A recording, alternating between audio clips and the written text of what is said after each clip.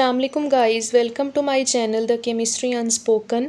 जो आज का हमारा वीडियो का टॉपिक है उसमें हमने जो है ऑर्बिटल एटॉमिक ऑर्बिटल्स का जो है वो नेक्स्ट पोर्शन जो है वो कवर करना है। तो हमारे पास ना जो आज का टॉपिक है उसका जो नेम है वो बेसिकली हमारे पास है शेप्स ऑफ एटॉमिक ऑर्बिटल्स।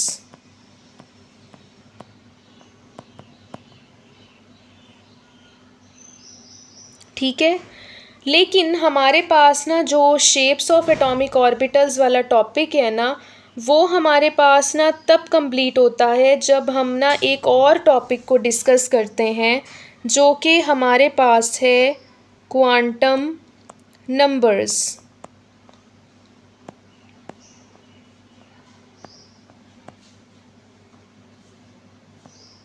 ठीक है, तो हमारे पास जो क्वांटम नंबर्स होते हैं ना वो बेसिकली हमारे पास ना एटॉमिक ऑर्बिटल्स से पहले जो है वो डिस्कवर हुए थे। ठीक है, और जो क्वांटम नंबर्स होते हैं ना वही आगे जाके हमें एटॉमिक ऑर्बिटल्स की के बारे में बताते हैं। तो हमने एटॉमिक ऑर्बिटल्स की डिस्कवरी तक तो पढ़ा था। आज हमने शेप्स को डिस्कस करना है, लेकिन शेप्स को डिस्कस करने से पहले हमें क्वांटम नंबर्स के बारे में पता होना चाहिए। ठीक है, तो आज जो हमने मेन टॉपिक कवर करना है वो है क्वांटम नंबर्स। क्वांटम नंबर्स के बाद हम जो है वो डिस्कस करेंगे शेप्स ऑफ एटॉमिक ऑर्बिटल्स। तो फर्स्ट ऑफ ऑल हमने ये देखना है कि हमारे पास जो क्वांटम नंबर्स होते हैं ना वो बेसिकली होते क्या हैं। तो क्वांटम नंबर को हम बेसिकली कहते हैं एड्रेस ऑफ द इलेक्ट्रॉन। ठीक है, क्वांटम नंबर हमें ये बताते हैं कि एक इलेक्ट्रॉन जो है उसका एड्रेस क्या है, यानी कि एक इलेक्ट्रॉन जो है वो किस शेल में प्रेजेंट है, कौन से सब शेल में प्रेजेंट है। ठीक है, उसका स्पिन क्या है और उसका मैग्नेटिक बिहेवियर क्या है। तो ये सारी चीज़ें हमें कौन बताता है, क्वांटम नंबर। तो यानी हम कह सकते हैं कि the numbers which are used for locating an electron within an atom are called quantum numbers।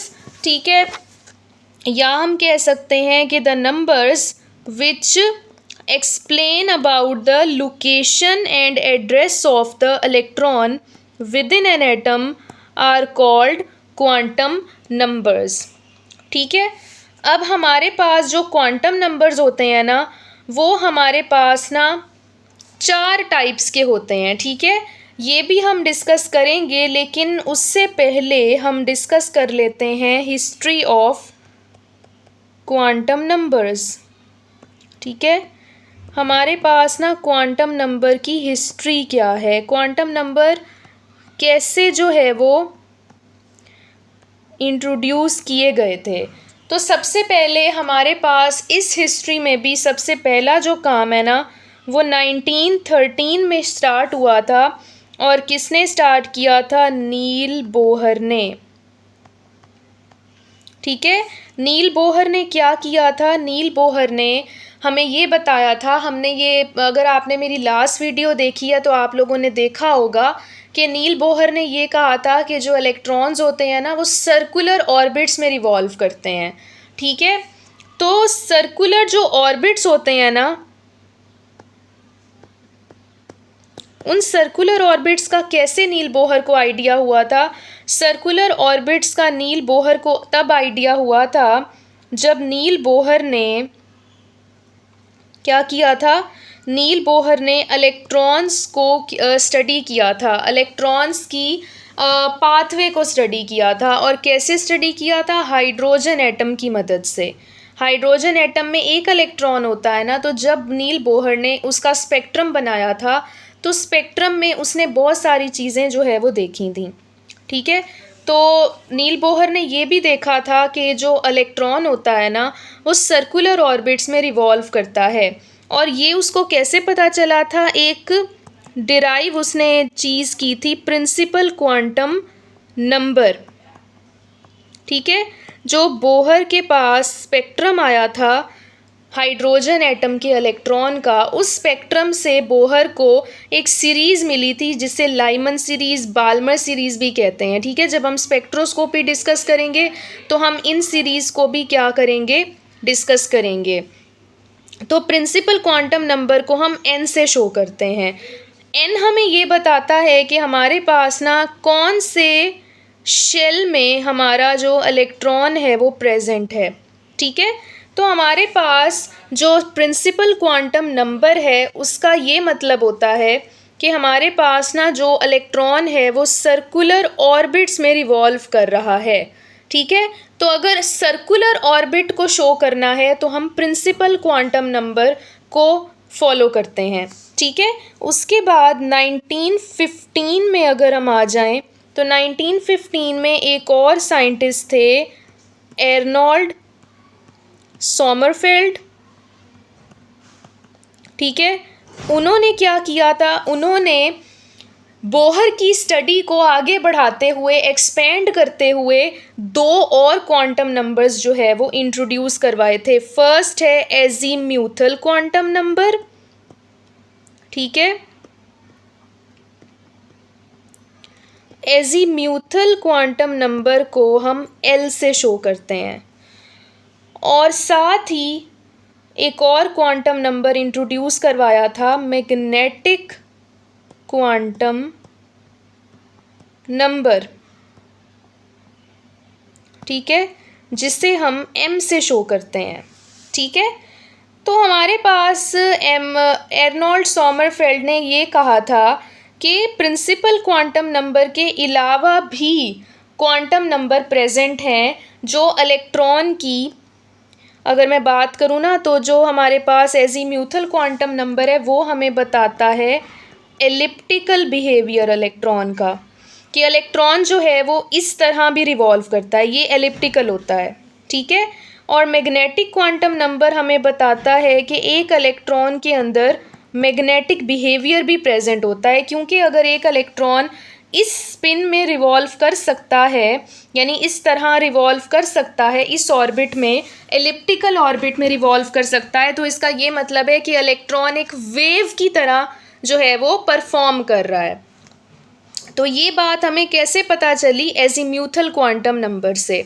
ठीक है, तो ये हमें एर्नोल्ड सोमरफेल्ड ने बताए थे क्वांटम नंबर्स, कि इलेक्ट्रॉन जो है वो उसका एजीम्यूथल क्वांटम नंबर जो है वो होता है और मैग्नेटिक क्वांटम नंबर भी होता है। ठीक है, लास्ट में जो है 1925 में क्या हुआ था, 1925 में एक साइंटिस्ट थे वॉल्फगैंग पॉली। वॉल्फगैंग पॉली ने क्या कहा था, वॉल्फगैंग पॉली ने जो एक और क्वांटम नंबर है उसके बारे में बताया था, जिसे हम क्या कहते हैं, स्पिन क्वांटम नंबर। ठीक है, स्पिन क्वांटम नंबर जो है उसे हम S से शो करते हैं, और स्पिन क्वांटम नंबर हमें ये बताता है कि हमारे पास ना जो स्पिन क्वांटम नंबर हमें ये बताता है कि हमारे पास जो इलेक्ट्रॉन है ना उसका स्पिन क्या होगा। ठीक है, ओके, अब हमने एक और बात पढ़ी थी कि हमारे पास अब जो क्वांटम नंबर थे ना वो 1925 तक सारे जितने भी चारों क्वांटम नंबर हैं वो डिस्कवर हो चुके थे। तो 1926 में श्रोडिंजर वेव इक्वेशन आई थी। ठीक है, और श्रोडिंजर वेव इक्वेशन ने क्या किया था, श्रोडिंजर वेव इक्वेशन ने जो प्रीवियसली डिस्कवर्ड क्वांटम नंबर थे ना उनको यूज़ करते हुए श्रोडिंजर ने वेव इक्वेशन को सॉल्व किया था, जिससे हमें ये पता चला था कि हमारे पास ना जो इलेक्ट्रॉन्स होते हैं वो 3D प्रोबेबिलिटी क्लाउड्स में होते हैं। यानी अगर हमने इलेक्ट्रॉन को ढूंढना है तो हम कैसे ढूंढ सकते हैं, श्रोडिंजर वेव इक्वेशन से ढूंढ सकते हैं। ठीक है, फिर लास्ट में 1932 में रॉबर्ट म्यूलिकन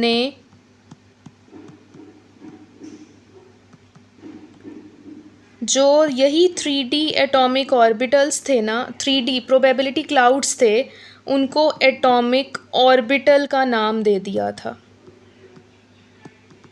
ठीक है, तो अगर हमने एटॉमिक ऑर्बिटल को समझना है ना, तो सबसे पहले हमें क्वांटम नंबर को समझना पड़ेगा कि क्वांटम नंबर बेसिकली क्या होता है। तो आज का जो हमारा मेन टॉपिक है ना, वो यही है कि हमने क्या करना है, क्वांटम नंबर को समझना है। तो हमारे पास अब जो क्वांटम नंबर है ना, अब नेक्स्ट हमारे पास जो सेक्शन है वो क्या आ जाता है, टाइप्स ऑफ क्वांटम नंबर्स। कि हमारे पास ना क्वांटम नंबर जो हैं वो कितनी टाइप्स के होते हैं। ठीक है, तो हमारे पास जो क्वांटम नंबर होते हैं ना, वो होते हैं 4 टाइप्स के। सबसे पहले जो आता है ना क्वांटम नंबर, वो होता है प्रिंसिपल क्वांटम नंबर। ठीक है, जिसे हम n से शो करते हैं। प्रिंसिपल क्वांटम नंबर हमें ये बताता है कि हमारे पास ना इलेक्ट्रॉन कौन से शेल में प्रेजेंट है। ठीक है, अगर हमारे पास n की वैल्यू 1 है ना, n की वैल्यू 0 से स्टार्ट नहीं होती कभी भी, n की वैल्यू 1 से हमेशा स्टार्ट होगी। तो n इज़ इक्वल टू 1 का ये मतलब है कि इलेक्ट्रॉन जो है वो फर्स्ट शेल में प्रेजेंट है। ठीक है, अगर n की वैल्यू 2 है तो इसका मतलब क्या है, इलेक्ट्रॉन सेकंड शेल में प्रेजेंट है। ठीक है, तो हमारे पास जो प्रिंसिपल क्वांटम नंबर है वो बेसिकली हमें नंबर ऑफ शेल्स के बारे में बताता है। ठीक है, नंबर ऑफ शेल्स, कि एक इलेक्ट्रॉन जो है वो कौन से शेल में प्रेजेंट होगा। नेक्स्ट हमारे पास सेकंड जो क्वांटम नंबर है वो है एजीम्यूथल क्वांटम नंबर। ठीक है, जिसे हम L से शो करते हैं। एजीम्यूथल क्वांटम नंबर हमें ये बताता है कि हमारे पास जो इलेक्ट्रॉन होगा वो कौन से सब शेल में होगा।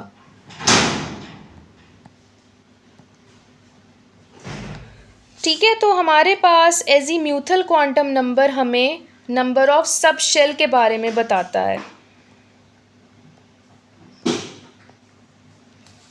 अब जैसे हमारे पास n की वैल्यू 1 है ना, तो L की वैल्यू हमेशा n से एक नंबर छोटी होगी। जो L की वैल्यू होगी वो होगी 0।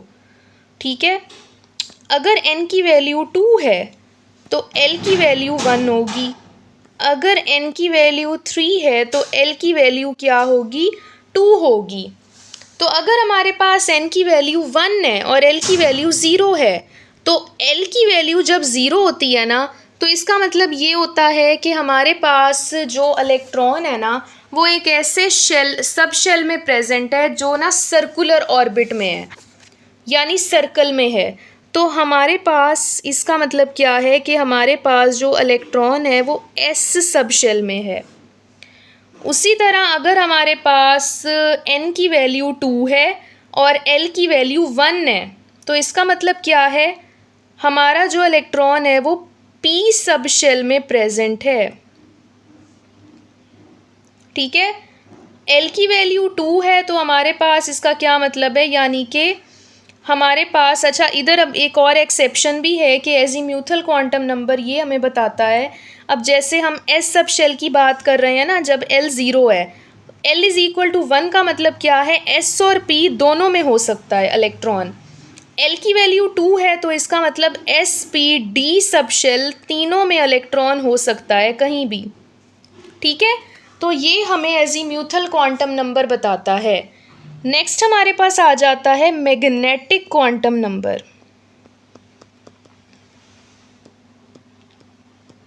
मैग्नेटिक क्वांटम नंबर हमें बताता है, इसको हम m से शो करते हैं। ये हमें बताता है कि हमारे पास ना इलेक्ट्रॉन का मैग्नेटिक बिहेवियर क्या है। ठीक है, ये हमें क्या बताता है कि एक इलेक्ट्रॉन का मैग्नेटिक बिहेवियर क्या है, क्योंकि हर इलेक्ट्रॉन जो है ना उसमें मैग्नेटिज्म होता है। ठीक है, तो हमारे पास जो m की वैल्यू है ना वो हम एक फॉर्मूला है उससे फाइंड आउट करते हैं, और वो फॉर्मूला जो है उसमें l की वैल्यू जो है वो यूज़ होती है। तो हमारे पास इस तरह फॉर्मूला है m is equal to 2l+1।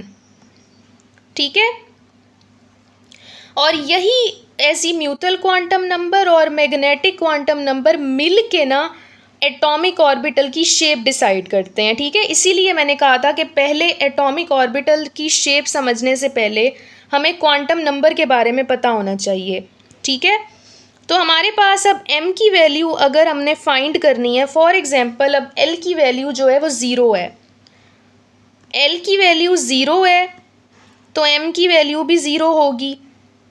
ठीक है, अगर l की वैल्यू 1 है तो m की वैल्यू क्या होगी, 2 × 1 + 2 तो 2 + 1 3। ठीक है, अब हम इधर 3 नहीं लिखेंगे। ठीक है, क्योंकि आपने पढ़ा होगा मैग्नेटिक बिहेवियर जो होता है ना उसे हम कभी भी ना हम उसकी वैल्यूज़ होती हैं, यानी कि प्लस वाली वैल्यू और माइनस वाली वैल्यू। तो इलेक्ट्रॉन की मैग्नेटिक बिहेवियर की वैल्यू या तो 0 होती है, ठीक है, +1 होती है, 0 होती है, या -1 होती है। ठीक है, तो हमारे पास अब इधर m की वैल्यू 3 आ रही है। इसका क्या मतलब है कि हमारे पास जो ये वाला इलेक्ट्रॉन है ना इसके अंदर +1 भी वैल्यू है, 0 भी है और -1 भी है। ठीक है, यानी जो हमारा आंसर आएगा ना उससे हमने इन 3 वैल्यूज़ को देखना है। अगर हमारा आंसर 3 से बड़ा है तो इसका मतलब क्या है, इधर +2 भी है, इधर -2 भी है। जैसे हम मैथ में नंबर लाइन करते हैं ये उसी तरह है। ठीक है, उसके बाद अगर l की वैल्यू 2 है तो इसका मतलब क्या हुआ कि हमारे पास m की वैल्यू क्या हुई, 2 2 ज़ार 4 + 1, 4 + 1 5, यानी कि हमारे पास अब इधर m की वैल्यू क्या होगी, +2 भी होगी, +1 भी होगी, 0 भी होगी, -1 भी होगी, -2 भी होगी। ठीक है, तो हमारे पास जो मैग्नेटिक क्वांटम नंबर है वो बेसिकली मैग्नेटिक बिहेवियर बताता है कि इलेक्ट्रॉन के अंदर कौन सा मैग्नेटिक बिहेवियर है, यानी मैग्नेटिज्म की वैल्यू प्लस में है, माइनस में है, या 0 है। ठीक है, उसके बाद लास्ट में हमारे पास एक और क्वांटम नंबर आ जाता है जिसका नेम है spin quantum number. Spin quantum number जो है ना वो हमें इलेक्ट्रॉन के स्पिन के बारे में बताता है। इसे हम S से शो करते हैं। ये हमें इलेक्ट्रॉन के स्पिन के बारे में बताता है, क्योंकि इलेक्ट्रॉन जो होता है ना वो हमेशा स्पिन कर रहा है सॉरी, वो क्लॉकवाइज फॉर्म में भी स्पिन कर रहा है, वो एंटी क्लॉकवाइज फॉर्म में भी स्पिन कर रहा है। ठीक है, तो हमारे पास जो स्पिन की वैल्यूज़ होती हैं ना एस, यानी स्पिन क्वांटम नंबर की वैल्यू जो होती है वो +1/2 होती है या -1/2 होती है। या तो इलेक्ट्रॉन क्लॉकवाइज डायरेक्शन में मूव कर रहा है प्लस वाली वैल्यू में, या एंटी क्लॉकवाइज डायरेक्शन में मूव कर रहा है माइनस वाली वैल्यू में। ठीक है, तो हमारे पास इलेक्ट्रॉन का जो स्पिन है ना उससे हम आगे फर्दर इलेक्ट्रॉन की पेयरिंग करते हैं, जिसमें जो हम किस में स्टडी करते हैं, इलेक्ट्रॉनिक कन्फिग्रेशन में। ये चीज़ें हम नेक्स्ट वीडियो में डिस्कस करेंगे कि हम इलेक्ट्रॉन को फिर पेयरिंग कैसे करते हैं क्वांटम नंबर के हिसाब से। ठीक है, तो अब हमारे पास जो है क्वांटम नंबर हमने पढ़ लिए। अब हम बेसिकली आते हैं जो हमारा मेन टॉपिक था शेप्स ऑफ एटॉमिक ऑर्बिटल्स के ऊपर।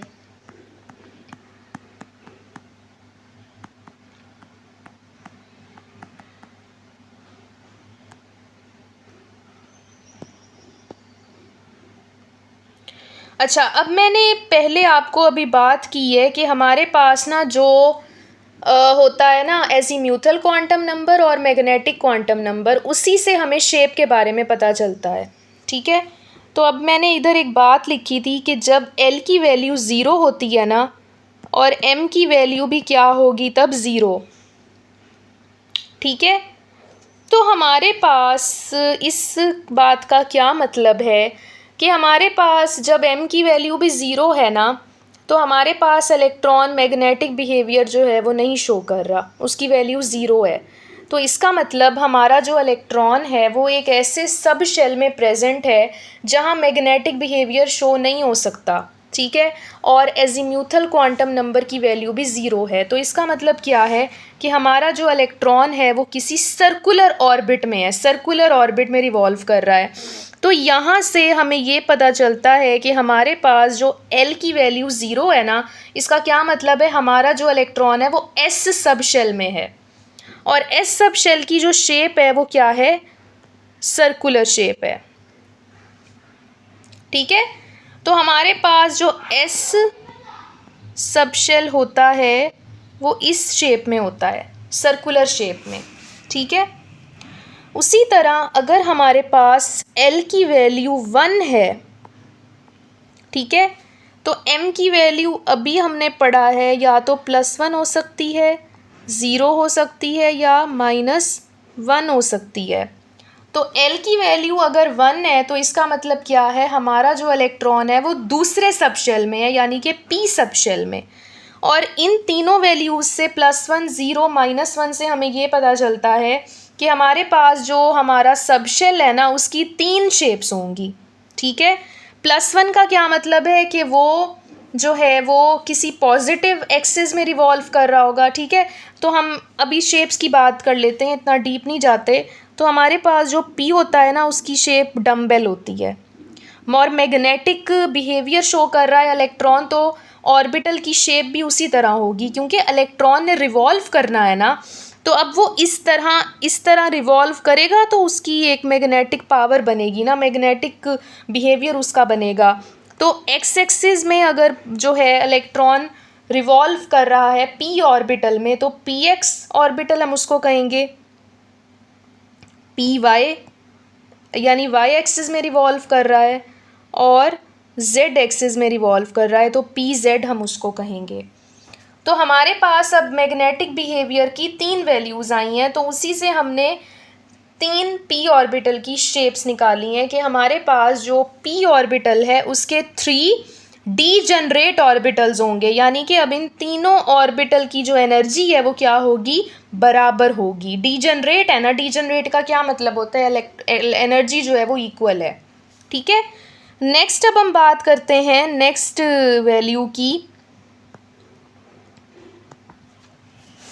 अब हमारे पास ना अगर L की वैल्यू जो है वो 2 है तो M की वैल्यू क्या होगी, M की वैल्यू अभी हमने देखा था 5 वैल्यूज़ होंगी M की, +2, +1, 0, -1, -2, ठीक है। तो इसका मतलब क्या है कि अगर हमारे पास L की वैल्यू 2 है तो इसका मतलब हमारा जो इलेक्ट्रॉन है वो P से निकल के D में चला गया है, ठीक है। और हमारे पास जो है वो D की वैल्यू कौन कौन सी हैं, 5 मैग्नेटिक वैल्यूज़ हैं, यानी कि 5 शेप्स हैं D ऑर्बिटल की। तो हमारे पास मैं पहले नाम लिख लेती हूँ, DXZ होता है, DXY होता है, ठीक है, DYZ होता है, DX², ठीक है, +Y² होता है, और DZ² होता है, ठीक है। तो ये 5 हमारे पास ना 5 टाइप के D ऑर्बिटल आप कह सकते हो होते हैं। तो DXZ का क्या मतलब है, यानी कि डम्बल शेप होगी लेकिन XZ एक्सिस पे, जैसे कि यूं हमारे पास X एक्सिस है, यूं Z एक्सिस है, ये एक ऑर्बिटल हो गया। XY क्या होगा, ऐसे और ऐसे, ये DXY है। DYZ क्या होगा, Y, ठीक है, और ये Z, ये इस तरह होगा YZ। X² + Y² क्या होगा कि X के अलोंग हमारे पास एक ऑर्बिटल है और D के अलोंग हमारे पास एक ऑर्बिटल है, और Y के अलोंग सॉरी, ठीक है।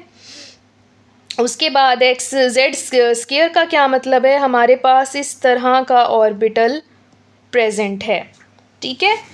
तो हमारे पास ये सारी जो शेप्स हैं ना वो D ऑर्बिटल की हैं, यानी D ऑर्बिटल के अंदर हमारे पास ना 5 जो है वो क्या होते हैं, 5 टाइप्स के, और यानी 5 टाइप्स होती हैं डी ऑर्बिटल की, ठीक है। और इलेक्ट्रॉन इन पांचों में आ सकता है, ठीक है। उसके बाद हमारे पास लास्ट में आ जाता है L इज़ इक्वल टू 3। तो हमारे पास जो M की वैल्यू होगी ना, वो क्या बनेगी, मैं फॉर्मूला जो है वो अगर करूँ तो 2 3 ज़ा 6 + 1 7, तो 7 वैल्यूज़ बनेंगी, यानी कि +3 +2 +1 0 -1 -2 एंड -3। तो इसका मतलब हमारे पास जो नेक्स्ट सब शेल है, जिसे हम क्या कहते हैं, एफ सब शेल, उसके अंदर 7 टाइप के जो है वो जगह हैं, मैग्नेटिक बिहेवियर्स हैं। तो इसकी जो एफ सब शेल की शेप्स होंगी वो भी 7 होंगी, और इसका मतलब क्या है कि इनमें 7 डीजनरेट ऑर्बिटल्स प्रेजेंट हैं एफ सब शेल में। इलेक्ट्रॉन के लिए जगह जो है वो बहुत ज़्यादा है, ठीक है। तो हमारे पास अब इन सब शेल्स की शेप देखते हुए ना इलेक्ट्रॉन की पेयरिंग भी हुई है, यानी इलेक्ट्रॉन की नंबर भी जो है वो एक्सप्लेन हुआ है। जैसे कि एस सब शेल में 2 इलेक्ट्रॉन्स आ सकते हैं सिर्फ, क्योंकि उसके पास एक ही सब शेल है। और 2 क्यों आ सकते हैं, क्योंकि इलेक्ट्रॉन कभी भी अकेला नहीं रहता, इलेक्ट्रॉन हमेशा 2 के पेयर में रहता है और ऑपोजिट स्पिन के साथ, ठीक है। अगर हम इसका स्पिन क्वांटम नंबर देखें तो एस के अंदर ना +1/2 और -1/2 स्पिन होता है, ठीक है। उसी तरह अगर हम पी सब शेल की बात करें तो पी सब शेल में ना हमारे पास 6 इलेक्ट्रॉन्स आते हैं, क्योंकि उसके पास 3 डीजनरेट ऑर्बिटल्स हैं, उसके पास 3 ऑर्बिटल्स हैं, तो हर इलेक्ट्रॉन पेयर जो है वो 3 में आ सकता है, यानी 6 इलेक्ट्रॉन्स आ सकते हैं, क्योंकि इलेक्ट्रॉन ने पेयर में रहना है ना। उसके बाद डी ऑर्बिटल में 5 हैं डीजनरेट ऑर्बिटल, तो उसके अंदर 10 इलेक्ट्रॉन टोटल आ सकते हैं, ठीक है। और हर पेयर का स्पिन डिफरेंट होगा, +1/2 -1/2, ठीक है। उसके बाद एफ ऑर्बिटल में 7 क्या हैं, डीजनरेट ऑर्बिटल्स हैं, तो उसमें 14 इलेक्ट्रॉन्स आ सकते हैं, ठीक है। तो हमारे पास क्वांटम नंबर और एटॉमिक ऑर्बिटल से हमें क्या पता चल गया कि एक इलेक्ट्रॉन जो होता है ना वो कहाँ कहाँ प्रेजेंट हो सकता है, कैसे कैसे हम इलेक्ट्रॉन की पेयरिंग कर सकते हैं, ठीक है। तो मुझे उम्मीद है कि आपको आज की वीडियो जो है वो समझ आई होगी और मज़े की भी लगी होगी, कि हमारे पास हमने आज इलेक्ट्रॉन के बारे में सीखा है कि इलेक्ट्रॉन को कैसे हम लोकेट कर सकते हैं और कौन से रिसोर्सेज हैं, कौन सी चीज़ें हैं जिनसे इलेक्ट्रॉन लोकेट हो सकता है, ठीक है। तो नेक्स्ट वीडियो जो होगी उसमें हम मज़ीद इस टॉपिक को डिटेल में डिस्कस करेंगे, वहाँ हम रूल्स को भी डिस्कस करेंगे कि इलेक्ट्रॉन की पेयरिंग जो है वो किस तरह हुई है, और हम हर एटम के इलेक्ट्रॉन्स को कैसे जो है वो पेयर अप करते हैं, कैसे एक एटम में इलेक्ट्रॉन की फिलिंग कैसे होती है, ठीक है। तो लाइक और सब्सक्राइब ज़रूर करें मेरी चैनल को, मेरी वीडियोस को, और कमेंट्स भी लाजमी किया करें कि आपको वीडियोस ना कैसी लग रही हैं, ठीक है। कमेंट सेक्शन जो है वो खाली होता है बिल्कुल, तो कमेंट्स भी लाजमी किया करें। तो नेक्स्ट वीडियो में मिलते हैं, तब तक के लिए अल्लाह हाफिज़।